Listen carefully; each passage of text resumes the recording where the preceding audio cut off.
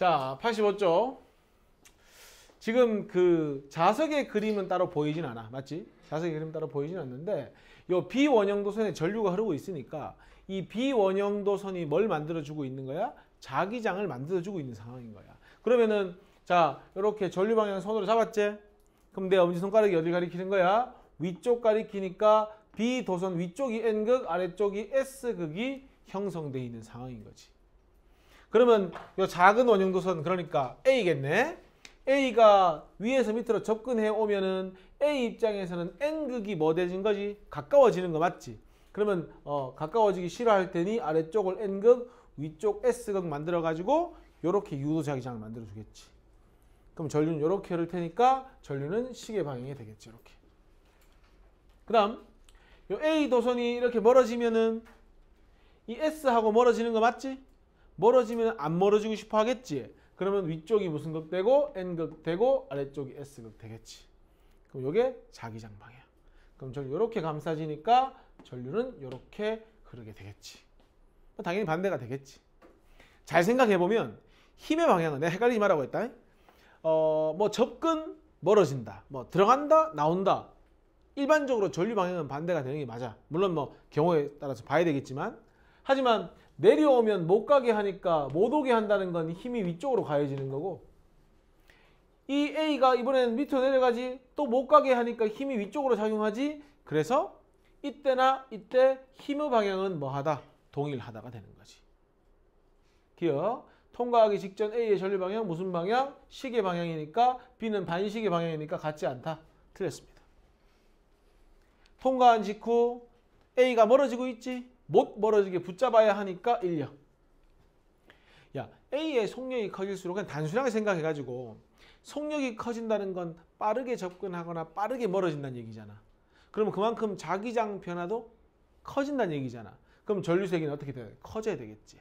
그러면 A의 속력이 커지면 커질수록 유도되는 전류세기도 커진다 하면 되겠지. 답은 니은 디귿이지. 그리고 조금 더 보면 자, 유도전압 V는 마이너스 N에 시간당 델타 원래 파이인데 얘들아. 파이는 뭐였지 지난 시간에? B 곱하기 S였지. 그러면 델타 B 곱하기 S인데 어차피 면적은 변화 없으니까 요거거든 지금. 맞아? 그러면 결론적으로 요게 지금 뭘 결정하는 거야? 전압과 전류세기를 결정하는 거잖아. 분모에 뭐가 있어? 시간 텀이 들어가 있잖아. 그러니까 자기장 이런 게 모든 게 똑같더라도 속력이 빨라진다? 그러면 접근하는 요 시간 간격이 좀 달라질 거 아니야. 시간을 줄일 수 있겠지. 그럼 요게 일정하더라도 시간을 줄인다면 아마 전압과 전류세기는 증가할 수 있겠지. 그렇게 봐도 디귿은 맞는 말이 되는 거지. 됐냐? 답은 뭐다? 니은하고 디귿 이렇게 가는 거지. 2번. 자, 지금 보면 문제에서 진자가 있는데 뭐 방금 문제도 그렇고 2번 문제도 그렇고 결론은 역학적 에너지가 뭘로 바뀌면서 전기 에너지로 바뀌면서 역학적 에너지는 점점 어떻게 되는 거야? 감소하는 거야. 그래서 결국은 얘가 왔다 갔다 하다가 점점점 전기 에너지로 바뀌면서 역학적 에너지 나중엔 0이 되겠지. 그럼 멈출 겁니다. O점에서 A 방향으로 벗어난다. 그러니까 O에서 A로 간다. 그러면 자석의 아랫면이 코일에서 멀어진다는 얘기지. 그랬을 때 전류가 이렇게 흘렀대. 그럼 지금 전류 방향 그대로 자기장을 잡아보면 지금 요 코일에 만들어진 유도 자기장이 이렇게 되는 거 맞지? 왜 이렇게 된 거지? 멀어지는 자석을 붙잡기 위해서 위쪽이 N극 된 거 맞지? 그럼 멀어지는 자석이 무슨 극이기 때문에 S극이기 때문에 얘를 붙잡기 위해서 위쪽이 N극 된 거잖아. 그러면 아래쪽은 S극, 위쪽은 N극 되는 거고요. 아래쪽이 S극 맞는 말. O점에서 B 방향으로 벗어난다. 이번엔 1로 가네. 잘 생각해봐. O에서 A를 가든 O에서 B를 가든 S극이 멀어지는 건 똑같은 거잖아. S극이 멀어지는 건 똑같으면 위쪽이 N 되고 밑에가 S 되는 건 똑같잖아. 그러면 전류의 방향은 화살표와 반대가 아니라 똑같이 화살 방향이 돼야 되겠지. 그 다음 야 코일이 없다면 오면 못 오게 한다든지 가면 못 가게 한다든지 또는 만들어진 전기 에너지가 따로 없겠지. 그러면 뭐야? 손실되는 역학적 에너지가 훨씬 줄겠지. 그럼 어때? 만약에 뭐 공기 저항 없었다가 뭐 계속 왔다 갔다 할 거고 뭐 공기 저항이 있으면 천천히 느려지다가 멈추긴 하겠지. 확실한 건 코일이 없다면 더 오랫동안 진동한다. 요거는 맞는 말이 되겠지. 그럼 답 뭐가 되는 거야? 기억하고 디귿이 답이 되는 거지. 3번, 뭐 4번은 됐고, 뭐 5번도 그렇게 어려워 보이진 않고, 6번 같은 게 어떻게 보면 조금 뭐 고전적인 문제죠, 그죠?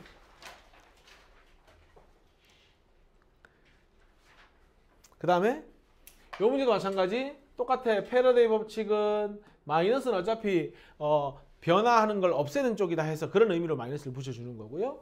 가문수 n은 어차피 이 문제에서는 1이잖아요. 그냥 코일 하나니까요. 그리고 시간당 델타 파인데 여기서는 도선의 면적이 변하지 않으니까 자기장이 변수가 되고 면적은 상수가 되지. 결국 요게 뭘 결정하는 거야? 전압과 전류 세기를 결정하는 거죠. 근데 여기 시간당 자기장 세기의 변화니까 뭘 의미하는 거야? 결국은 기울기가 뭘 결정한다? 뭐 전압도 결정하고 어차피 전류나 전압이나 비례할 수밖에 없잖아. 저항이 똑같다면. 그러면 이때는 뭐가 되는지 적어보자. 전류 세기는 제로가 된다. 기억.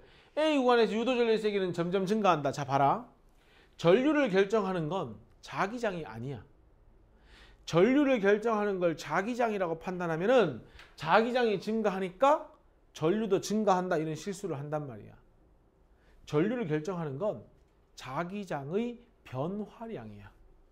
얘는 지금 직선이잖아. 기울기 일정하잖아. 그럼 전류가 흐르긴 흐르는데 일정하게 흐르는 거야. 그러니까 전류 세기는 뭐 한다? 점점 증가한다가 아니고 뭐가 되는 거야? 일정하다 해야 되는 거야. 내가 그러면 이 그래프를 전류 세기가 점점 증가하는 그래프로 한번 바꿔줘 볼까?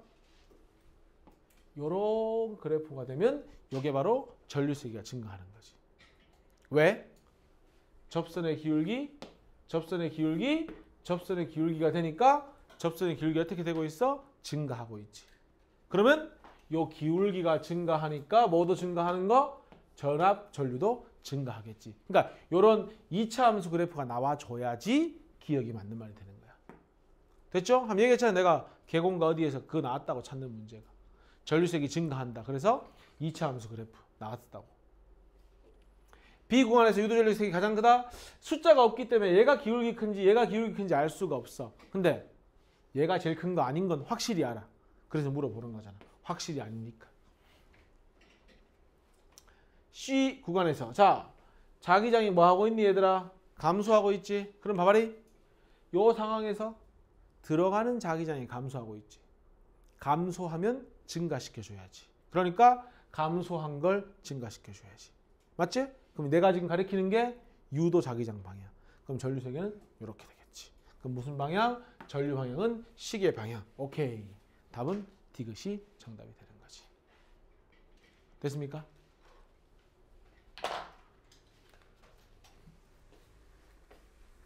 팔 번 볼까?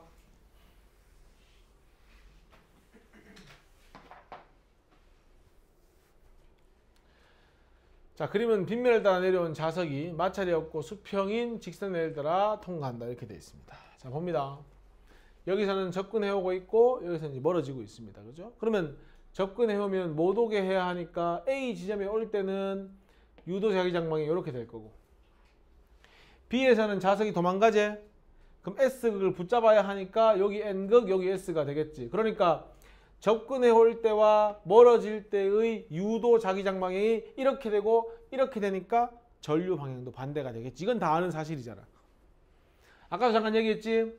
A에서는 오면 못 오게 한다. 힘의 방향은 왼쪽. 가면은 못 가게 붙잡는다. 힘 방향은 왼쪽. 어때? 힘의 방향은 끊임없이 왼쪽. 어디 방향? 운동 반대 방향. 돼요? 그러니까 힘의 방향을 반대다 하면은 틀린 말이 되는 거라니까. 뭔가 여기랑 여기 반대인 것 같잖아. 전류는 반대가 맞아. 물어보잖아. 솔레노이드의 자석이 받는 자기력 방향은 자석이 A를 지날 때와 B를 지날 때가 서로 반대이다. 이거 틀린 말이라니까. 서로 같은 방향이라니까. 그 다음 야 갈수록 있잖아. 힘이 운동 방향 반대로 작용을 하니 속도는 점점 어떻게 되겠어? 느려지지 않겠어? 그럼 A를 지날 때보다 B를 지날 때가 더 느리지. 그러면 전류도 더 적게 흐르지 않겠어? 그러니까 전압 또는 전류의 세기도 요걸 만족하겠지. 됐냐? 저항에 흐르는 유도전류 방향은 A를 지날 때와 B를 지날 때가 이때가 반대라니까. 전류 방향은. 저항에 흐르는 전류의 세기는 A를 지날 때가 B를 지날 때보다 크다. 맞는 말. 이유는 속도가 빨라서. 그럼 답 나와버리네. 답은 뭐가 되는 거야? 니은이 답이 되는 거야. 오케이? 자, 그 파동으로 넘어갑시다. 자, 94쪽 한번 보자. 이제 소리 이야기 할 건데 뭐 알다시피 소리도 하나의 뭐에 해당하는 거야? 파동에 해당하는 거 맞지? 그리고 위아래로 움직이는 횡파가 있고 진행 방향과 나란한 종파가 있다면 대표적인 소리는 종파에 해당하는 겁니다. 종파니까 진행 방향과 나란하게 진동을 한다. 그리고 소리는 기본적으로 빛과 다르게 빛은 알다시피 매질이 없어야 빠르잖아. 그러니까 빛은 진공이 제일 빨라. 빛만 그래. 나머지는 전부 다 고체일수록 빠릅니다. 소리도 고체가 가장 뭐하다? 빠르고. 그 다음에 이제 액체, 기체로 갈수록 좀 느려진다고 보시면 됩니다. 참고로 소리는 매질 없이는 이동을 못합니다. 매질이 있어야만 이동할 수 있고. 소리에 3요소가 있는데 첫 번째가 높낮이. 우리 노래 같은 거 할 때 높은 음, 낮은 음 이런 말 하잖아. 뭐 고음을 잘 올린다 이런 말 하잖아. 그지? 그 고음, 저음이 바로 뭘 얘기하는 거야? 소리의 높낮이를 이야기하는 거야. 자, 쌤이 말을 할 때 목젖이 떨리거든. 그래서 그 목젖의 떨림이 공기를 진동시키고 그 진동이 전달돼서 소리가 전달되는 거야. 고막을 진동시키는 거니까. 그럼 내가 말을 할 때 순간적으로 진동을 많이 시켜가지고 진동수가 많은 소리를 만들어내면 그게 고음이 되는 거고. 또 진동을 조금만 해서 소리를 만들면 그게 저음이 되는 거야. 그래서 핵심은 뭐다? 고음과 저음을 결정하는 건 바로 진동수다. 이게 핵심이야. 됐지? 그 다음에 소리의 강약, 세기라는 건 쉽게 말해서 크기, 소리의 볼륨이라고 생각하면 돼. 그래서 소리가 큰 소리다. 그럼 이런 거야. 자, 예를 들어서 우리가 이런 소리가 있어. 이건 매우 작은 소리지. 소리의 크기를 키우고 싶으면 이렇게 하면은 소리의 크기가 커지는 거야. 뭐가 커지는 거야? 진폭이 커지면 소리가 큰 소리가 되는 거야. 그래서 핵심은 뭐다? 소리의 강약, 세기는 누가 결정한다? 진폭이 결정을 한다. 이렇게. 그리고 우리가 보통 뭐 노래 같은 거 하면 음색 이런 표현 쓰지. 보이스톤 뭐 이런 말 하잖아. 그지? 우리가 음성을 딱 들으면 누군지 대충 감이 오잖아. 왜? 사람마다 소리의 목소리가 다 다르거든. 그게 바로 파형. 소리의 맵시라고 하는 건 소리의 어떤 특성 이런 걸 얘기하는 건데 그게 바로 파형이 결정한다. 그러니까 소리를 분석해서 파동을 그릴 때 어떤 건 이렇게 그려지고 어떤 건 이런 식으로 그려지고 파동의 형태가 달라지지? 그게 뭐가 다른 거다? 소리가 다른 거다. 그럼 뭐 성대모사 하면 어떻겠어? 파형이 비슷한 소리를 만들어내면 목소리가 비슷하게 들리겠지. 3요소는 높낮이, 강약, 맵시까지 정리하면 되는 거야. 자, 근데 이 문제에서 갑자기 진동수도 좋고 다 좋은데 파장이 가장 긴 음을 묻고 있지. 지금 문제에서. 근데 쌤이 지난 시간에 강조했던 게 뭐였냐면 파동의 전파 속력을 결정하는 건 뭐라고 했지? 매질의 컨디션이다 이런 말 했었지. 그지? 매질의 컨디션이 파동의 속력을 결정한다. 파동의 속력은 진동수 곱하기 파장이다 이렇게 얘기했지. 근데 매질이 바뀌지 않고 전파 속도는 공기의 온도에 비례하는데 갑자기 공기 온도가 바뀌진 않잖아. 그렇다면 파동의 전파 속력은 일정하다고 보고 그때 문제에서 묻고 있는 게 누가 가장 파장이 기냐를 묻고 있는 거잖아. 그럼 전파 속도가 일정한데 파장이 길면 진동수는 어떻게 돼야 되는 거야? 작아져야 되는 거겠지. 결국 무슨 문제를 찾는 문제야? 진동수가 작은 결국은 낮은 음을 묻고 있는 거지. 그러니까 누가 제일 낮은 음이야? A가 가장 낮은 음이 되는 거지. 답은 1번.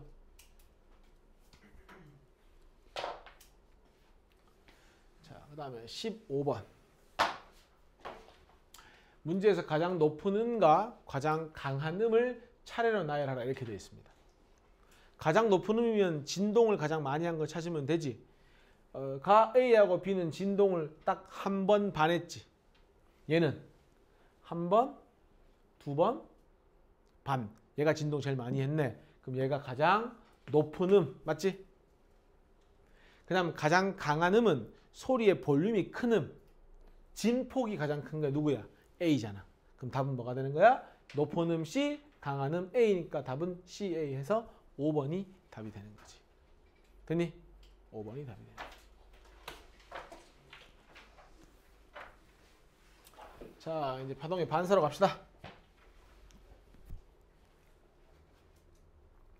자, 반사는 사실 우리 중1 때부터 좀 하던 부분이죠. 왜 뭐 입사각과 반사각 같다 뭐 그런 얘기 할 때 했던 건데. 자, 봐봐. 요게 이제 경계면이거든. 항상 경계면과 수직한 선분을 그어주면 이걸 우린 법선이라고 해.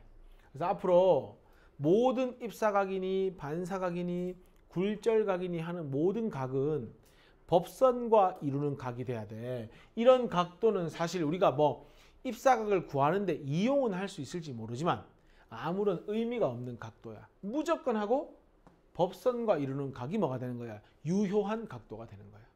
그래서 입사각과 입사강이죠. 입사각과 이 법선이 이루는 각을 입사각 I라고 표현을 하고, 근데 반사각도 존재할 텐데 알다시피 입사각과 반사각은 무조건 같아야 되니까 이 각도도 아마도 I가 되겠지.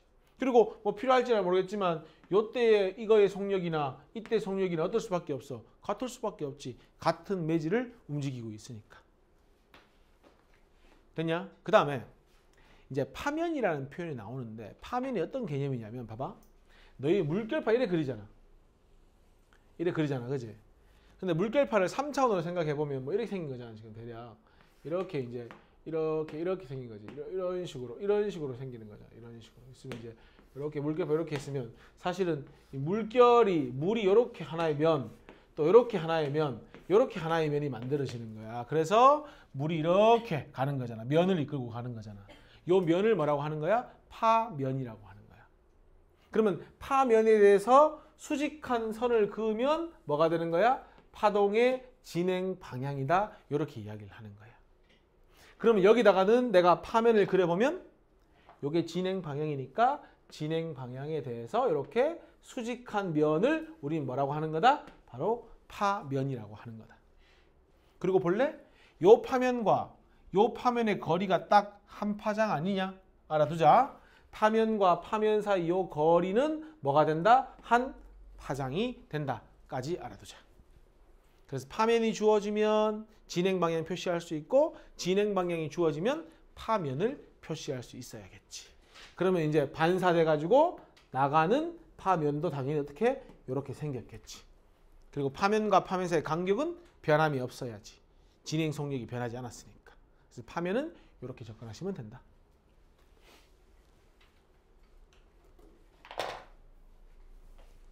자, 16번 한번 볼래? 16번은 지금 뭐가 주어졌냐? 문제에. 파면이 주어졌지. 그러면 뭐 하나만 표시가 돼 있긴 한데 이렇게 파면이 이렇게 가는 겁니다. 이렇게 진행하고 있죠. 이렇게 갔어. 그럼 딱 부딪혔으니까 다시 이렇게 부딪혀서 반사돼 가지고 이렇게 진행하면 되는 거잖아. 내가 지금 뭘 그린 거야? 파면을 그린 거야.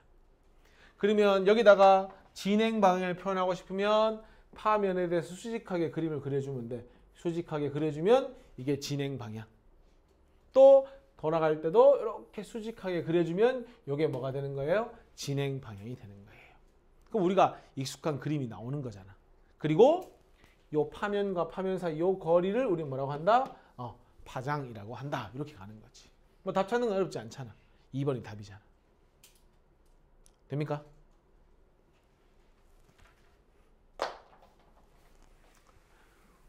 (17번도) 한번 볼까? 자, 지금 이제 파면이 가고 있지? 척척척 가. 여기 파면. 그러면 여기다 부딪혔지? 그럼 요 모양을 본따서 파면이 바뀔 거 아니야. 그지? 그러니까 파면이 나올 때는 요 부딪히는 요 면의 모양을 따라서 요렇게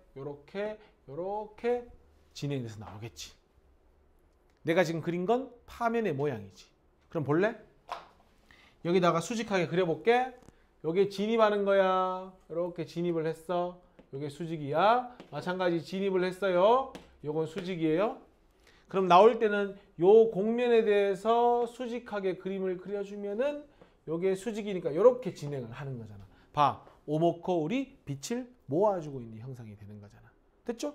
마찬가지 부딪혀서 요 면에 수직하게 이렇게 돌아 나오면은 어떻게 되는 거야? 결국 오목거울이 빛을 모아주는 형태의 그림이 딱 나오는 거지. 이게 파면과 진행 방향의 관계가 되는 거지.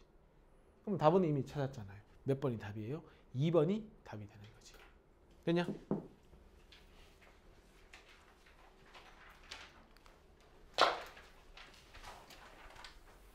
자, 파동의 굴절 한번 봅시다. 굴절은 말 그대로 이제 꺾이는 걸 굴절이라고 하죠. 이제 굴절이 왜 일어나느냐 적어볼까? 이게 결국 파동의 전파 속도 있지. 그 전파 속도의 차이 때문에 굴절이 일어나는 거야. 근데 쌤이 파동의 전파 속도를 결정하는 건 뭐라고 했어? 매질의 컨디션, 매질의 종류, 매질의 특성이라고 했지. 그러면 굴절이 일어난다는 것 자체가 아마 다른 매질로 이동을 해서 속력이 바뀌니까 일어나는 거 맞지? 그림 봐봐. 매질 1에서 출발해서 매질 2로 가면서 뭐 하는 거야? 속력이 바뀔 테니 뭐가 바뀌는 거야? 굴절되면서 꺾이게 되게 되는 거야. 자, 이렇게 생각하면 돼. 요 매질 1과 2를 경계로 경계면에 딱 오잖아? 그럼 자동차 바퀴로 한번 예를 들어볼게. 같은 매질의 바퀴가 두 개 있으면 얘는 자동차 바퀴의 속력이 똑같으니까 똑같은 거리만큼 이동을 해서 꺾이지 않아. 빗물에 자동차 꺾이는 이유가 뭐야? 제동을 딱 하잖아? 어디는 좀 빨리 브레이크가 들고 어떤 좀 느리게 브레이크가 들면 그래서 막 진행 방향이 꺾이는 거야. 마찬가지 매질 1과 2를 경계로 하나의 매질에 바퀴 하나 들어가 있고 다른 매질에 바퀴 하나 들어가 있으면 어때? 속력이 다를 거 아니야. 매질이 다르니까. 근데 이렇게 꺾이려면 얘는 조금 가고 이 바퀴가 많이 가면은 어떻게 꺾이겠어? 요렇게 꺾이는 거 아니야? 아래쪽으로. 그러니까 두 매질 중에 얘는 무슨 매질이 되는 거야? 빠른 매질이 되는 거지. 그러니까 매질 1이 결국 빠른 매질이 되고 매질 2는 조금밖에 못 갔잖아. 같은 시간 동안. 그럼 뭐가 되는 거야? 느린 매질이 되고 바로 직선으로 갔다면 이렇게 진행했으면 굴절되지 않은 거지. 근데 요걸 기준으로 어디로 꺾였어? 매질 2 쪽으로 딱 꺾였잖아. 어디로 꺾였다? 느린 매질 쪽으로 꺾였다. 됐어요? 줄 거 주세요. 항상 파동은 속도가 느린 매질 쪽으로 꺾이게 된다. 이렇게 되는 거예요. 됐어요? 속도가 느린 매질 쪽으로 꺾이게 된다. 야, 근데 파동의 전파 속력을 구하는 방법은 진동수 곱하기 파장 맞지? 지금 뭐가 바뀌고 있는 상황이야? 속력이 바뀌고 있는 상황이야. 근데 잘 생각해봐. 쌤이 아까 잠깐 얘기했는데 여기서 파동을 딱 발생을 시키지. 보통 이제 파동이 발생되는 지점을 파원이라고 하는데 자, 쌤이 아까 소리를 낸다는 건데 목젖이 파원이 되는 거지. 내가 소리를 딱 내는 그 순간 그 소리의 진동수는 딱 결정이 돼버리지. 가수가 노래하는데 무대에서 노래한 가수의 음이 나한테 오면서 소리의 볼륨은 줄어들 수 있지. 당연히 멀리 있으면. 하지만 고음을 냈는데 나한테 온다고 저음이 되진 않는다는 거야. 그러니까 한번 만들어진 파동의 진동수는 바뀌지 않는다는 거지. 이해했냐? 그러면은 매질 1에서 만들어진 파동의 진동수나 설사 매질 2로 간다 하더라도 뭐는 바뀌지 않는다? 바로 진동수는 1번 매질이나 2번 매질이나 바뀌지 않는다는 거야. 이게 왜 의미가 있느냐? 봐봐. V = F 람다지. 변수가 몇 개야? 3개지. 변수 하나를 줄여주고 있는 거 아니야? 그럼 방금 1번 매질하고 2번 매질 비교해가지고 2번 매질이 느리다며. 이게 똑같은데 속도가 느리려면 뭐가 짧아야 돼? 파장이 짧아야 되는 거 아니야? 그러니까 람다도 누가 더 작구나? 2번 매질이 더 짧구나. 이렇게 판단할 수 있는 거고. 마지막으로 그림 봐봐. 요게 입사각이지? 원래 요게 I지 얘들아. 요게 I지?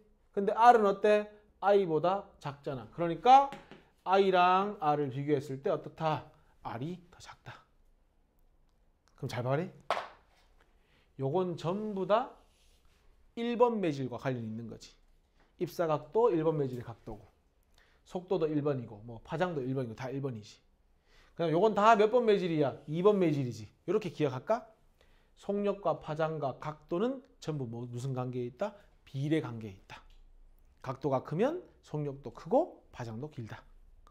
그 다음에 각도가 작으면 파장도 짧고 속력도 작다. 이렇게 판단하자고. 그럼 앞으로 이런 거 가능하겠지. 딱 굴절된 모습을 딱 보고 법선이야 싹 들어갔어. 요게 입사각이야. 근데 이번에는 입사각과 굴절각 딱 비교는 이렇게 됐어. 요게 굴절각이야. 그러면 요게 뭐가 되는 건데 법선과 이루는 요게 R이 되는 거지? 그럼 이렇게 하면 되지. 각도가 커졌지. 그러면 속도도 커지고 파장도 커지면 되는 거야. 그러면 요게 1번 매질, 요게 2번 매질이라면 이번에는 각도가 2번이 크지? 그럼 속도도 2번이 빠른 거고 파장도 2번이 긴 거고 딱 하나만 일정한 거지. 진동수는 1번이나 2번이나 일정하다. 그것만 정리가 되면 되는 것이. 그 얘기를 하고 있는 거잖아. 됐죠? 그리고 그림 다시 보면 조금 설명하고 뒤에 가면 나오니까 어차피 봐봐 얘들아. 요게 파면 아니야? 진행 방향과 수직이니까. 요거하고 평행하게 그리면 요것도 뭐가 돼? 파면이 되는 거 맞지? 그럼 표시해. 바로 A 프라임이 1번 매질에서의 뭐가 되는 거야? 파장이 되는 거잖아. 파면과 파면 사이 거리니까. 그 다음 요것도 얘들아 뭐니? 파면이제 진행 방향과 수직하니까 요거하고 평행하게 그림 그려. 요것도 뭐가 돼? 파면이 되지? 그러면 파면과 파면 사이 거리니까 B와 B 프라임도 뭐가 되는 거야? 파장이 되고 요게 바로 람다 2에 해당한다고 볼 수 있겠지. 눈으로 봐도 람다 1보다 람다 2가 짧아졌네. 람다 2가 짧은 게 확실히 눈에 보이네. 이렇게 가는 겁니다. 결국은 이 파동의 굴절은 있잖아. 매질이 바뀌면서 속도가 바뀌는 걸 가지고 싸우는 거야. 변수는 2개가 지금 우리가 문제를 풀 수 있잖아. 그럼 변수가 3개면 안 되잖아. 근데 다행히 다른 매질로 이동하더라도 뭐는 바뀌지 않는다. 진동수는 바뀌지 않는다. 그걸 전제 조건으로 해서 파동의 속력과 파장과 각도 이런 것들을 다루는 게 이 파동의 굴절이 되는 겁니다. 됐니? 자, 보자. 1번 문제 보자. 야, 빨리 확인해 보자. 이거 지금 I고 적어줘. 이게 굴절각 R이잖아. 맞니? 그럼 눈에 보이는 것만 적어보자. 입사각이 굴절각보다 크다. 이거는 뭐 그냥 눈에 보이잖아 지금. 쌤이 아까 각도랑 파동의 속력이랑 파장이 비례한다고 했었지. 그러면 자, I라는 이 각은 어디에 있는 각도야? 공기에 있는 각도지. 그러니까 속도는 V의 공기가 뭐보다 빠르구나? 물에서보다 빠르구나. 물은 느린 매질이구나. 공기는 빠른 매질이구나. 그림 보고 알 수 있는 거야. 그 다음에 진동수는 어떤데? 이게 핵심인데 사실은. 진동수는 공기에서나 물에서나 한번 만들어주면 끝이야. 같아야 돼. 진동수가 같은데 속력이 느려졌다고? 왜? 파장이 짧아졌으니까 속력이 느려질 수 있었겠지. 이렇게 가는 거라고. 방금 했던 얘기 다잖아 이게. 진동수는 같고 나머지는 다 비례한다. 그러면 공기보다 물에서 더 작은 값을 갖는 것이 아닌 건 너무 쉽게 나오네. 3번이 답이지. 진동수는 같은 거잖아. 답 몇 번이다? 3번이다. 이렇게 가는 겁니다. 됐니? 너희가 2번, 3번 답 따라봐. 2번, 3번. 2번 한번 보자. 진동수가 500Hz 음파가 공기에서 물로 갔대. 근데 뭐 공기에서 500이면 물에서도 500이야. 그러니까 일단 물속에서 뭐 굳이 적어보자면 진동수는 여전히 500Hz 라는 거고, 속력은 원래 340이고 물로 가니까 음속이 1500이래. 그러면 V물이 1500m/s지. 그래서 문제에서 묻는 게 뭐야? 물에서의 파장을 묻고 있는 거잖아. 진동수랑 파장을 곱한 게 뭐가 돼야 돼? 속력이 나와야 하니 얼마가 돼요? 3이 되면 되겠네. 그래서 파장은 3m. 3번. 자, 공기 중에서 소리가 340인데 물속에서 속도는 1500이래. 그러면 공기에서 물로 갈수록 속력이 빨라진다는 얘기예요. 이렇게 된다는 얘기예요. 맞니? 그러면 공기에서의 각도가 입사각이니까 이 각도보다 굴절각이 뭐 해야 되는 거야? 이렇게 커야 되는 거지. 그러면 공기로 가가지고 입사각보다 굴절각이 크려면 이게 법선이지? 이게 입사각이지? 요런 모양이 돼야 되겠지. 맞아? 그럼 절대로 답이 될 수 없는 건 1번과 2번은 절대로 답이 될 수 없지. 근데 진동수가 동일한데 속력이 빨라졌다는 건 파장이 공기에서보다 물에서가 더 긴 거지. 그럼 파장이 길어진 걸 3번, 4번, 5번 중에 찾으면 되잖아. 보니까 3번은 파장이 짧아졌잖아. 간격이 촘촘해졌으니까. 요건 파장의 변함이 없잖아. 파장이 변한 건 누구밖에 없는 거야? 4번밖에 없는 거지. 답 몇 번이야? 4번이 답이 되는 거지.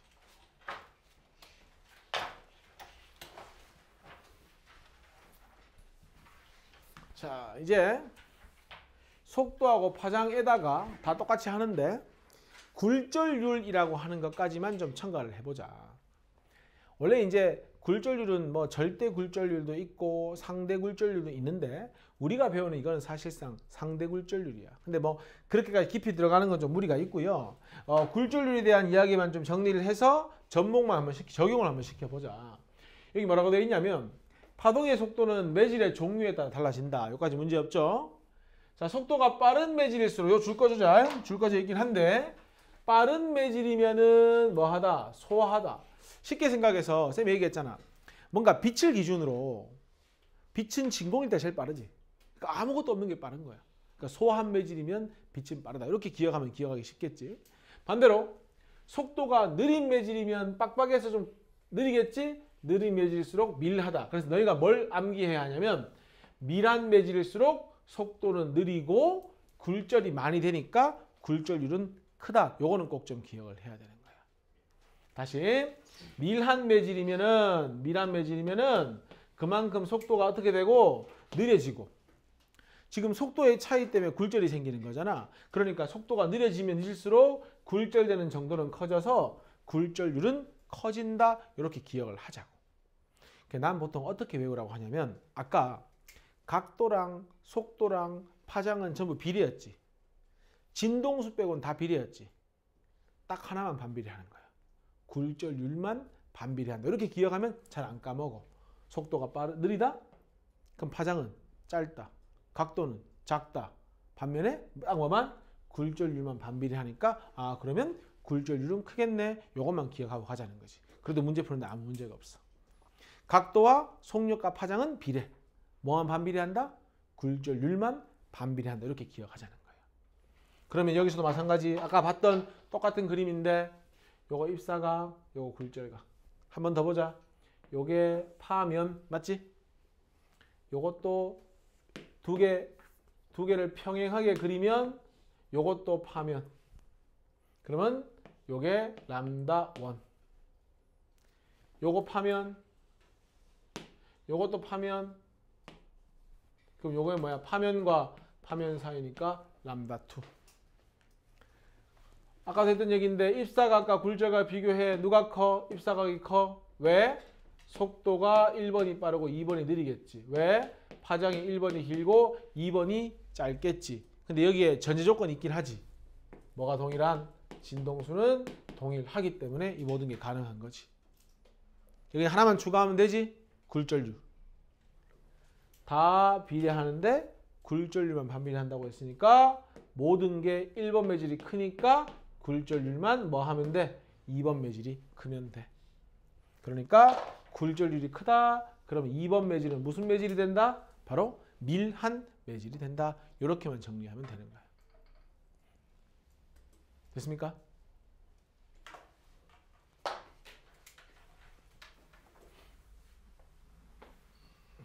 자, 4번 문제. 자, 보기의 설명은 빛이 진공에서 유리로 입사할 때 나타나는 변화를 설명한 것이다. 이렇게 돼 있고 보니까 진공의 굴절률은 1인데 유리의 굴절률은 얼마가 돼 있어? 1.6이 돼 있어. 그럼 자, 봐봐. 문제에 주어진 게 진공의 굴절률 맞지? 진공이고 유리의 굴절률이 1.6이니까 이렇게 주어진 거야. 지금 문제에서. 쌤이 아까 다른 건 다 비례하는데 굴절률만 반비례한다고 했지. 그러면 파동의 전파 속력은 진공에서 하고 유리하고 비교를 하면 누가 더 빨라야 되는 거야? 진공이 빨라야 되는 거야. 그리고 파장도 속력에 비례하니까 진공이 유리보다 파장이 길어야 하고. 그리고 어디서 어디로 들어가고 있어 지금? 진공에서 유리로 들어가지. 그러면 진공에서의 각도가 입사각이니까 각도도 입사각이 굴절각보다 커야 되는 거야. 그럼 그림으로 표현을 하면은 경계면을 기준으로 진공에서 유리로 들어가면은 입사했지. 이렇게 법선 그려. 요게 입사각. 어디로 꺾인다고? 느린 매질. 굴절률이 크다? 밀하다? 속도가 느리다. 어디로 꺾여야 되는 거야? 직진하면 이렇게 가야 되는데 유리 쪽으로 꺾이니까 이런 모양이 되면 되고 요게 굴절각이 되면 되겠네. 그러면 입사각보다 굴절각이 작다는 게 그림으로도 표현이 되고 있네. 답 찾자. 답이 원하는 게 뭔데 근데? 옳은 거 골라라. 어디서 어디로 갈 때? 진공에서 유리로 갈 때? 진공에서 유리로 가면 속도는 감소하니까 기억 틀렸고. 니은 파장은 감소한다? 맞고. 진동수는 쓰진 않았지만 전제 조건은 진동수는 진공일 때랑 유리일 때랑 같아야 되니까 틀렸고. 입사각에 비해 굴절각은 작으니까 맞는 말이잖아. 답 뭡니까? 니은하고 리을 5번이 답이 되는 거지. 뭐 하는 건지 알겠지, 그지? 너희가 5번 답 따라볼래?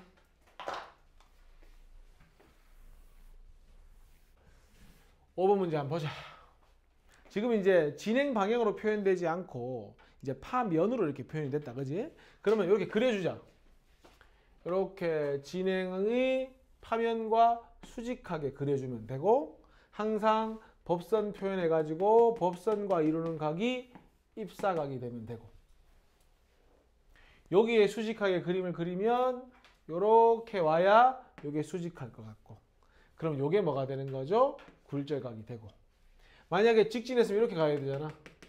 그러니까 확실히 뭐보다 작다는 게 눈에 보여? 입사각보다 굴절각이 작다는 게 눈에 보이네. 그러면 입사각이 굴절각보다 크다. 각도와 전파 속력과 파장은 전부 뭐하다고 했어? 비례관계이다. 이렇게 맞지? 실제로도 요게 뭐야?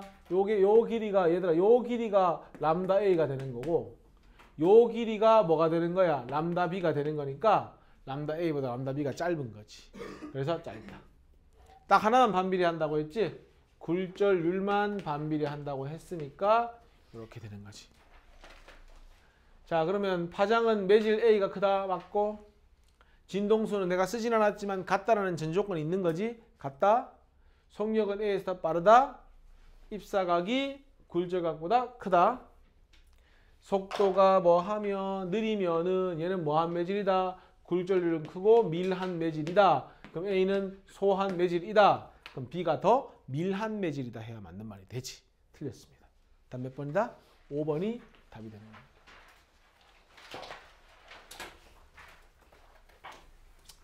자, 스넬 법칙까지만 좀 하고 쉴게요.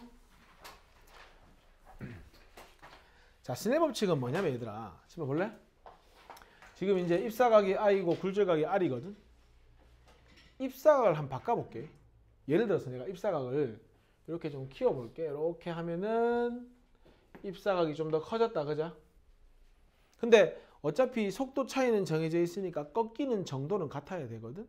그러니까 꺾이긴 꺾이게 저렇게 꺾여가지고 요게 뭐가 되는 거야? 바뀐 굴절각이 되는 거야. 그러니까 결국은 요걸 이렇게 회전시킨다고 생각하는 거죠. 이렇게 요 모양을 이렇게 있는 걸 이렇게 회전시키는 거지. 그러면 입사각이 커지면 뭐도 커질 수밖에 없어? 굴절각도 커질 수밖에 없어. 그래서 이제 확인을 하는 거지. 했더니 이제 뭐가 궁금했냐면 입사각과 굴절각의 관계가 궁금했던 거야. 관계가. 입사각이 2배 된다?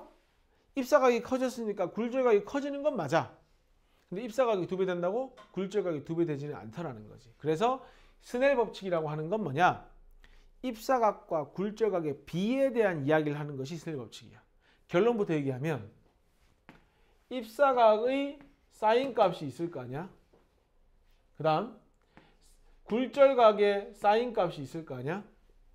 i가 2배 되면 r이 2배 되는 건 아닌데 i가 2배 되면 i의 사인 값의 b와 굴절각의 사인 값의 b는 뭐 하다는 거야? 일정하게 유지가 되더라는 거야. 결론적으로 굴절각의 사인 값 분의 입사각의 사인 값은 항상 뭐 하더라는 거지? 일정하더라 하는 것이 스넬 법칙이 되는 거야. 아, 입사각 변하면 굴절각 변하는 거 맞아. 입사각 커지면 굴절각 커지는 거 맞는데 확인을 해보니 입사각의 사인 값의 b와 굴절각의 사인 값의 b는 항상 뭐 하더라는 거지? 일정하더라는 거지. 그러면 자, 사인 i와 사인 r을 한번 보자. 왜 되는지. 자, 아까 요게 뭐였노 얘들아? 몇 번 했는데 요게 람다 1 맞지? 요게 파면이고 요거 파면, 요거 수직 평행한 파면. 그 다음 마찬가지 요거 파면, 요거 파면이면은 요게 람다 2. 요까지 무리 없나? 그 다음 자, 요 길이는 b하고 a 프라임 요 길이는 그냥 l이라고 둘게 내가. l이라고 두고 요 각이 뭐가 되는 거야? i면 요거는 90-i니까 다시 요게 뭐가 되는 거고? i가 되는 거고. 요게 r이면 요 각이 90-r이니까 요 각이 뭐가 되는 거야? r 이렇게 나오는 거지. 됐어요? 요거? 그러면 sin i는 요게 i니까 요거분의 요거니까 l분의 뭐가 되는 거야? 람다 1이 되는 거지. 맞아? 그 다음 sin r은 요게 r이잖아. 빗변분의 람다 2. 그러니까 sin r은 l분의 람다 2가 되겠지. 맞아? 어때?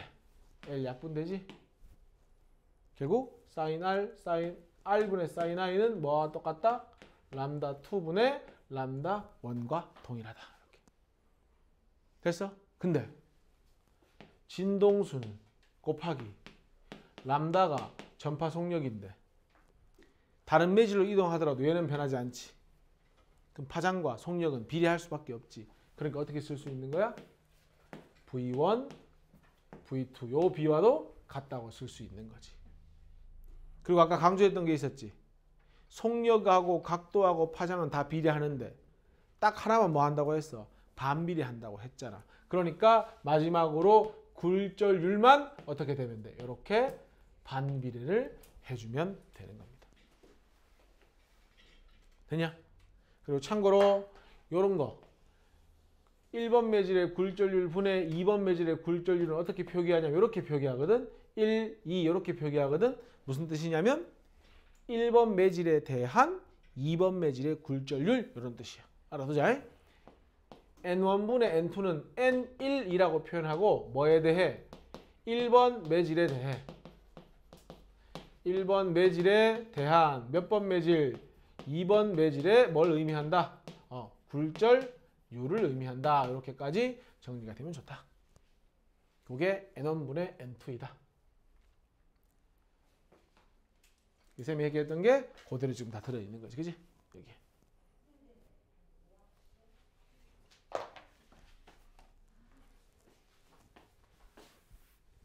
(6번) 볼게. 지금 묻고 있는 게 요거지. 요게 뭔데? 람다 1이지. 요거는 뭔데? 람다 2지. 결국은 뭘 묻고 있는 거야? 람다 2분의 람다 1 파장의 b를 묻고 있는 거지. 파장의 b, 속도의 b, 굴절률의 b, 입사각과 굴절각의 사인 값의 b는 항상 뭐하다? 일정하다. 그게 슬립 법칙이잖아. 답 몇 번? 1번이 답이 되는 거지. 다음 자 7번.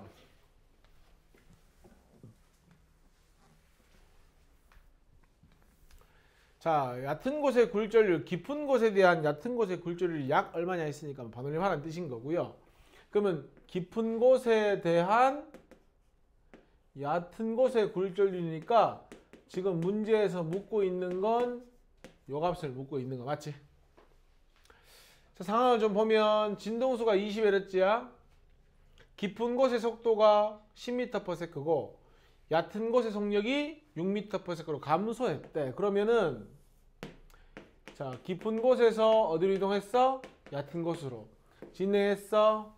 그 다음에 속도가 느려졌으니까 법선 기준으로 굴절가 작아져야 되니까 이렇게 가면 되겠지. 그럼 스네이버 직스는 어떻게 되냐? 뭐 사인 I 하고 사인 R, 요것은 뭐와 같다?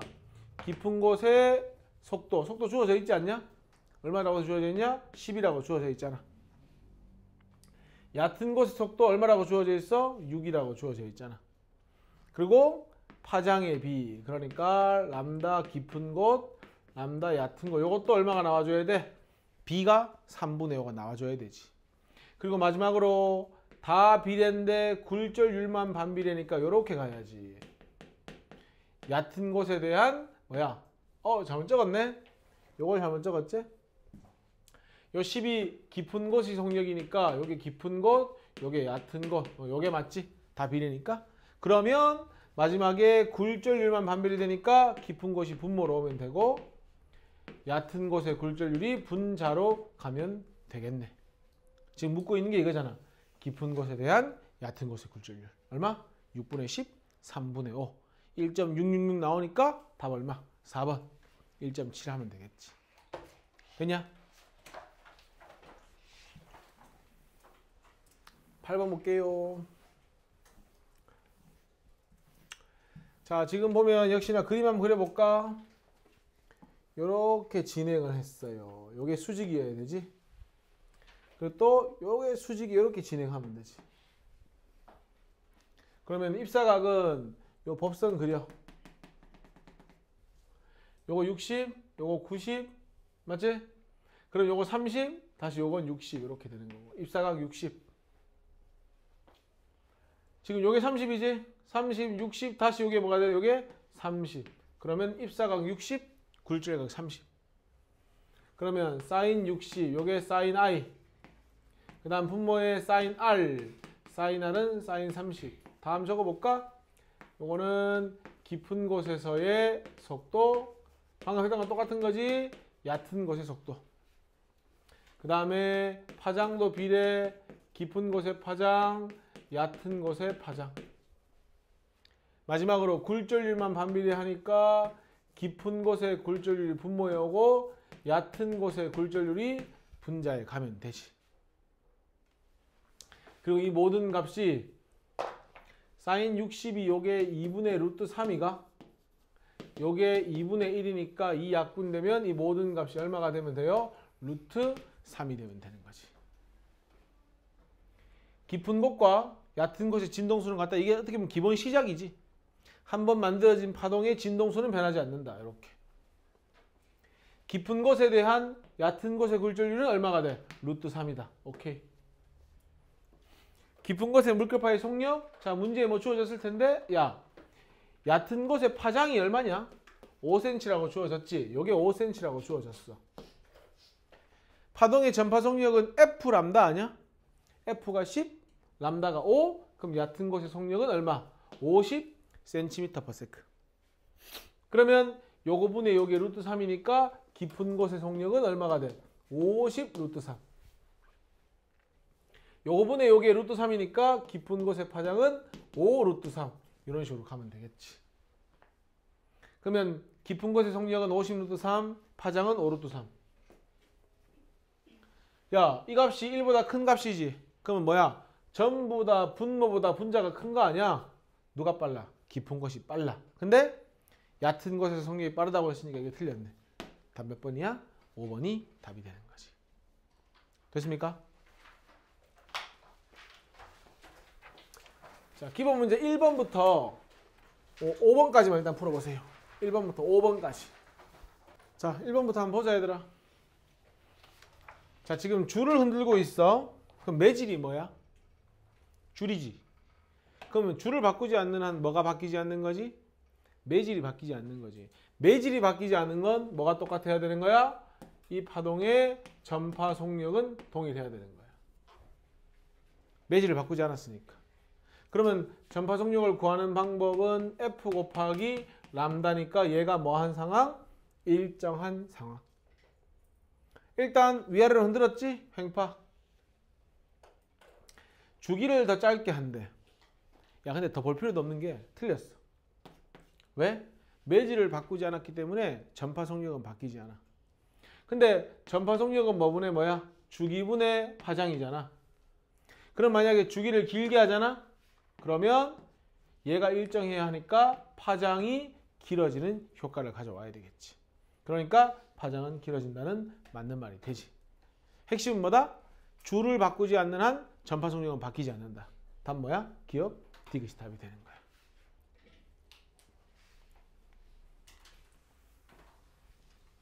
너희 낮에 지표가 억수로 뜨겁지.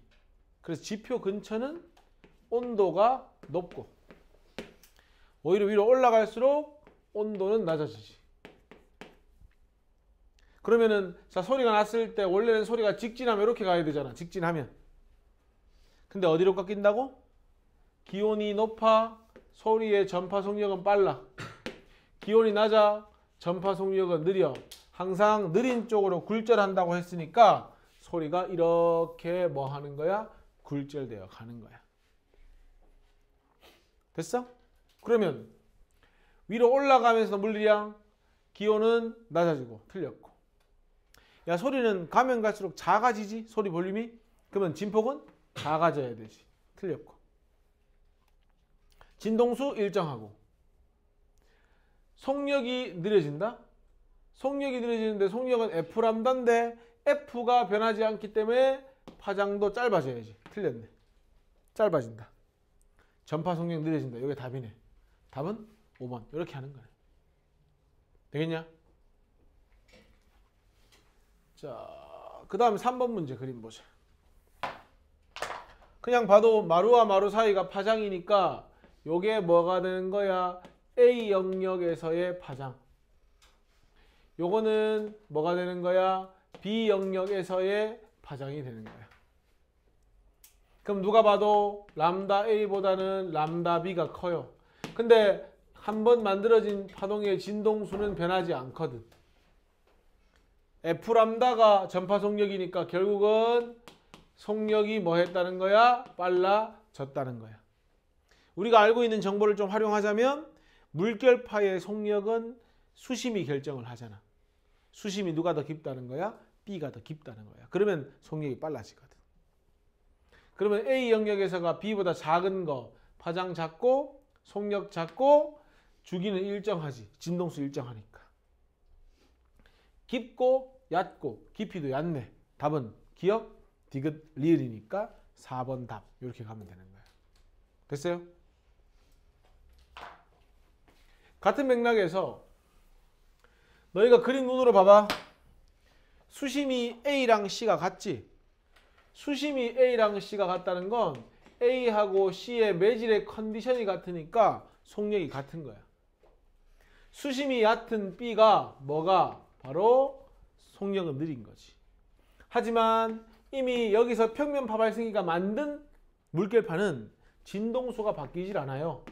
그러니까 진동수는 이거야. 그럼 뭘 구할 수 있어? 진동수 같고 속력 같으면 파장도 같아야 하고, 진동수 같은데 속력이 빠르다는 건 파장도 길어야 하는 거지.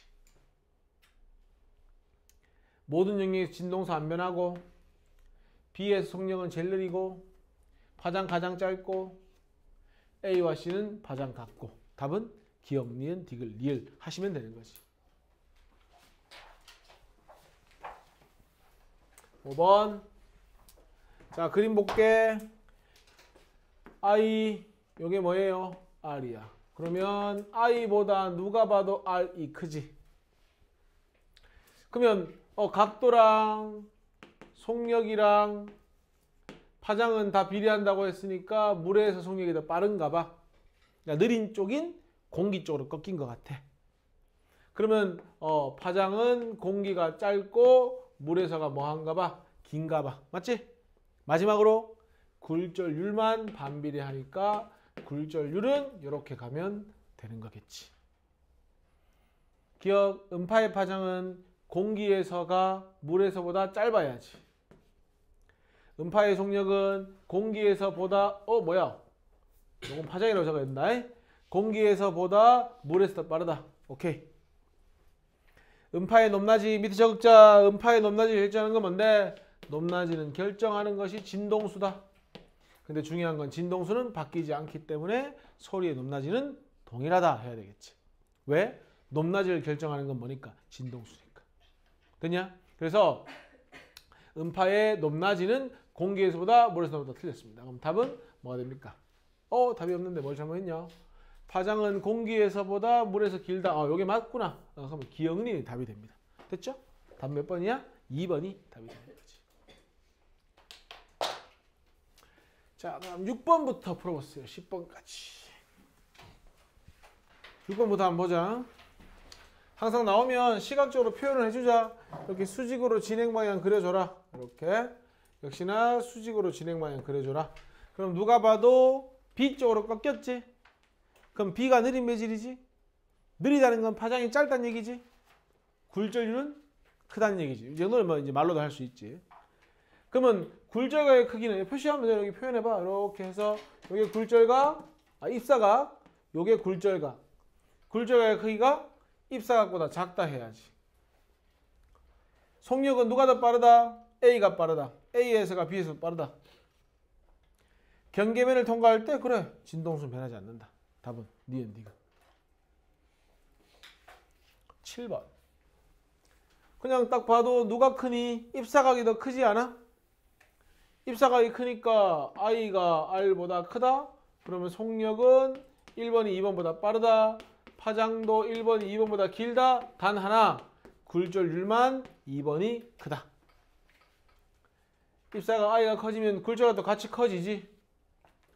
반사광의 속력은 사실상 뭘 묻는 거냐면 얘는 그냥 입사하는 입사광의 속력과 같은 거잖아. 그러니까 입사광과 굴절광 중에 누가 빠르냐 묻는 거네. 입사광이 빠르고 굴절광은 느리잖아. 굴절광 속력보다 입사 또는 반사광이 빠르다. 굴절된 후 파장은 짧아진다. 진동수는 같다. 1번의 굴절률은 2번의 굴절보다 크다? 틀렸습니다. 굴절률은 2번이 더 크다. 답은 5번이 답이 되는 거지. 됐죠? 8번. 우리한테 매질 1에서의 30이라는 각도는 의미 없는 각도야. 요 각도가 중요하거든. 입사각을 30으로 하면 틀려. 입사각을 60으로 가야지. 굴절각은 법선과 이루는 각이니까 요게 맞아. 그럼 스넬 법칙에서 요 B가 항상 얼마가 돼야 되는 거야? 루트 3을 유지해야 되는 거야. 자, 그러면 요 값은 V1과 V2의 B도 이 값이어야 하고 람다1과 람다2고 마지막 굴절률만 반비례. 그럼 매질 1에서의 속력은 자 V1은 이항 해볼래? 이렇게 루트 3 곱하기 V2니까 고치세요. 루트 3배이다. 매질 1에서의 파장 람다1은 매질 1에서가 람다2의 루트 3배이다. 그러니까 맞는 말이다. 1의 굴절률은 N1은 요거 넘겼으니까 이거 넘겨봐.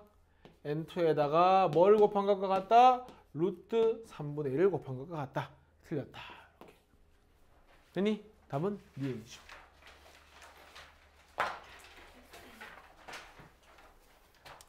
어, 9번도 보니까 입사를 했고 뭔가 스넬 법칙을 이용해야 하는데 뭐가 주어져 있지 않아?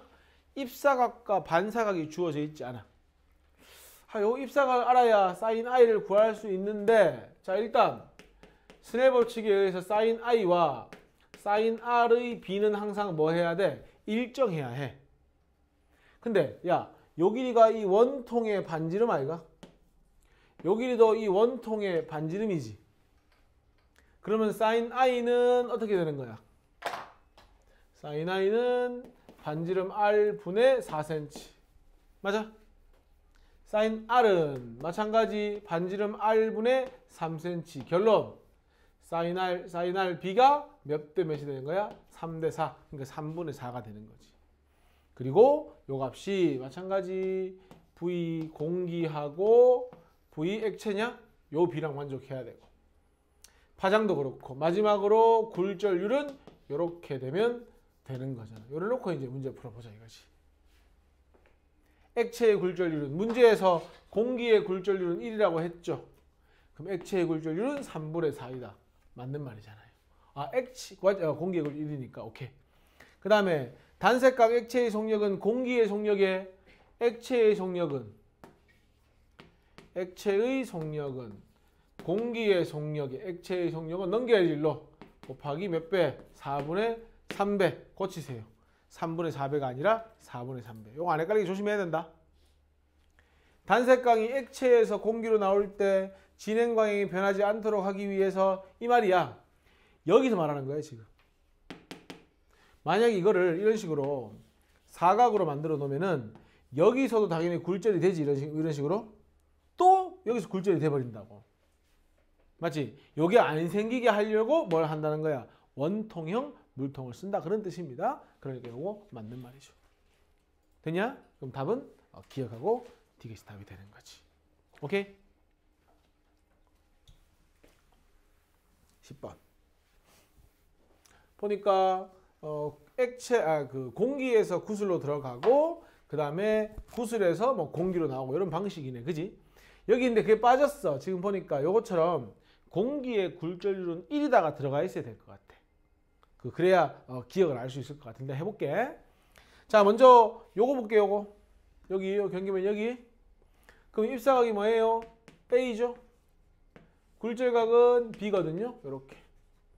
요거는 공기에서 구슬로 들어가니까 어떻게 되는 거야? V 공기, V 구슬, 그리고 N 공기, N 구슬 이렇게 식을 쓸 수 있겠지. 맞냐? 그럼 나올 때 왜 되노? C가 입사각, 그 다음에 D는 굴절각이지. 근데 이 C가 이번에는 어디야? 구슬에서의 각도니까 V 구슬, V 공기. 그리고 역수니까 N 구슬, N 공기. 한마디로 얘들은 무슨 관계에 있는 거야 지금? 역수 관계에 있는 거야. 그러니까 되게 틀렸잖아. 역수를 취해야 같은 값이 되지. 자, 그리고 요 값이 너희들 1보다 큰 건 확실하지? 요 값이 1보다 큰 건 확실하고 공기의 굴절률 1이면 구슬의 굴절률은 무조건 뭐보다 커야 되는 거야? 1보다 크다가 되는 거야. 됐니? 그러니까 구슬의 굴절률은 1보다 크다가 맞는 거야. 됐죠? 요거? 공기가 1이니까 요거 1보다 큰 거야. A가 증가하면 우리 A가 2배 되면 B가 2배 되는 것까지는 틀렸지만 A가 커지면 B도 커지니까 사인 값을 씌웠을 때 B가 일정할 수 있는 거잖아. 그러니까 A가 증가하면 B도 증가하다가 맞는 말이 되는 거지. 그럼 답 뭐가 되는 거예요? 기억하고 니은이 답이 되는 거예요. 자, 전반사 갑니다.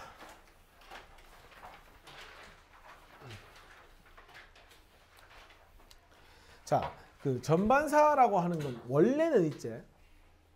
거울 이 안 이상은 일부가 굴절되고 일부는 반사되고 그래. 우리가 물에다가 빛을 쏘면 어떨 때는 막 물에서 내 모습이 보이기도 하고 그렇다고 빛이 물속으로 안 들어가는 건 아니잖아. 그러니까 빛을 이렇게 쐈지. 쏘면은 자, 일부는 뭐 되는 거야 지금? 굴절되고 있지. 표시를 안 했을 뿐이지 일부는 뭐 해야 되는 거야? 이렇게 반사가 되는 거야. 일부 굴절, 일부 반사. 참고로 굴절은 통과하면서 꺾이는 거, 반사는 통과하지 않는 거야. 여기까지 문제 없지? 자, 근데 이 상태에서 일단 모양만 봤을 때는 입사각보다 굴절각이 커요. 그러면 전파 속력이 누가 느리다는 거예요? 각도가 커지다는 건 1번 매질이 느리고 2번 매질이 빠르다는 거예요. 그럼 굴절률은 누가 크다는 거예요? 2번 매질이 또 오히려 굴절률은 크다 이렇게 가는 겁니다. 자, 이 상태에서 내가 점차 입사각을 늘려보면 굴절각은 어떻게 되겠어? 이때보다 더 커지게 되겠지. 여기서 한 번 더 입사각을 키워서 굴절각을 얼마로 만들어줘 보자? 굴절각을 이렇게 90도로 만들어주는 거지. 여기까지 됐어? 그러면 요 각의 굴절각이 얼마가 되는 거야? 90이 되는 거야. 그리고 우리는 굴절각이 90도일 때의 입사각을 우리 뭐라고 불러주냐면 임계각이라고 불러주고 i에다가 c를 붙여주는 거야. 그럼 임계각은 뭐라고? 굴절각이 90도일 때의 입사각이 임계각이 되는 거야. 지금 어떤 상황이냐면 이게 경계면이면은 이렇게 빛을 입사시켜 가지고 정확히 법선 기준으로 90도 각도로 뭐 하고 있는 중이야? 이렇게 굴절되고 있는 중이야. 됐지? 말이 굴절이지 사실은 굴절되는 게 없다고 봐야 되는 게 굴절은 통과를 해서 꺾여서 들어가야 되는데 사실상 2번 매질로 가는 빛이 없는 상황인 거야. 여기서 입사각을 더 키우잖아. 이렇게. 앞에 연습 많이 했잖아. 입사각이 커지면 굴절각도 커진다. 지금 현재 굴절각 90이었으니까 입사각을 더 키웠으니까 굴절각은 90보다 더 큰 각도가 된다. 이렇게. 맞지? 그러면은 들어간 빛이 원래 일부 굴절, 일부 반사가 돼야 되는데 굴절되는 거 없다. 그 말은 100% 반사되고 있다. 우린 그걸 뭐라고 불러준다? 전반사라고 불러준다. 이렇게 되는 거야. 그러니까 거울이 아니고 원래는 굴절이 돼야 되잖아. 근데 굴절이 안 되니까 전반사라고 하는 겁니다. 전반사에서 제일 중요한 게 뭔지 알아? 전반사에서 제일 중요한 건 조건이야. 어떤 조건이냐면 전반사가 일어날 수 있는 조건. 이 두 가지가 정말 중요해. 첫 번째 보자. 야, 아까 이렇게 꺾이고 이렇게 꺾이고 그 다음에 이렇게 와서 굴절각을 90 만들어주고 이것보다 입사각을 더 크게 하면 전반사가 일어나는 거지.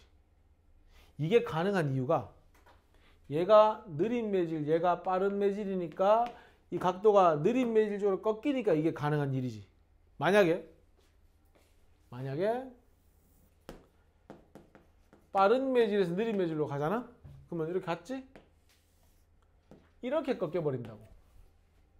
맞지? 입사각을 아무리 증가시켜도 이렇게 꺾여버린다고. 그림 좀 그런데 이렇게 꺾여버린다고. 이렇게. 맞지? 그러니까 죽었다 깨어나도 굴절각을 90 만들어줄 수 있는 거야? 없는 거야? 없는 거야.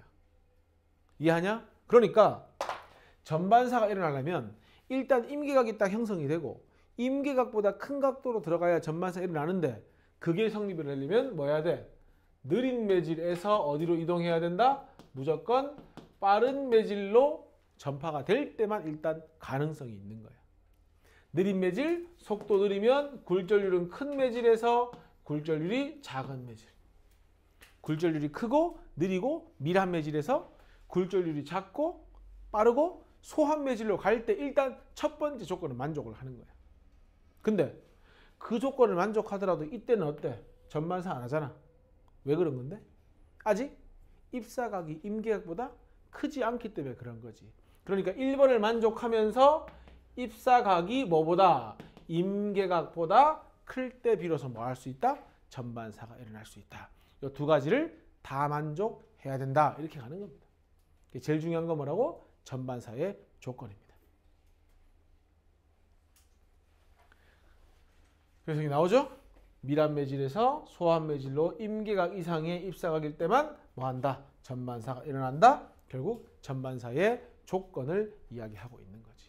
그리고 잘 생각해보면 얘들아, 봐봐라. 하나만 더 얘기하고 넘어갈 텐데, 자, 우리 지금 임계각이 입사각이 임계각보다 커야지 전반사 일어난다고 하지. 근데 야, 요 입사각이 어차피 최대값은 90 아니냐? 뭐 90도보다 더 큰 각도로 입사하지는 못하잖아. 결론. 임계각은 뭐 할수록 작으면 작을수록 전반사가 일어날 수 있는 범위는 어떻게 되는 거야? 넓어질 수밖에 없는 거야. 야, 임계각이 만약에 89도야. 그럼 89도하고 90도 사이만 전반사 일어나는 거잖아. 임계각이 80이야. 그러면 80과 90 사이에 전반사 일어나는 거잖아. 그지? 그러니까 임계각이 작을수록 뭐 한다? 전반사가 일어나는 전반사의 범위라고 할까요? 범위가 어떻게 된다? 커진다까지 정리를 하자는 거야. 전반사가 일어날 수 있는 범위가 넓어진다. 뭐 할수록? 임계각이 작을수록. 됐니? 9번 봐봐. 빛의 전반사 현상에 대한 다음 설명 중 옳지 않은 것. 밀한 매질, 느린 매질에서 소한 매질, 빠른 매질로 진행할 때 오케이. 좀 이따 할 거야. 광섬유 전반사 오케이. 방금 내가 말했잖아. 임계각이 작아야 전반사 일어날 수 있는 범위는 넓어지게 되는 거야. 공기, 물, 빛이야. 빛은 어디서 빨라? 공기에서 빠르잖아. 그러면 빠른 데서 느린 데로 가가지고는 전반사 절대 안 일어나지. 맞게 얘기했네. 답 몇 번이에요? 3번이 답이 되는 거지. 이거 하나만 잠깐 설명하고 마칠게. 자, 광섬유는 뭐냐면 이 빛광자를 써서 빛 신호를 보내주는 게 광섬유야. 원리는 어떠냐? 광섬유를 안에다가 빛의 신호를 보내잖아?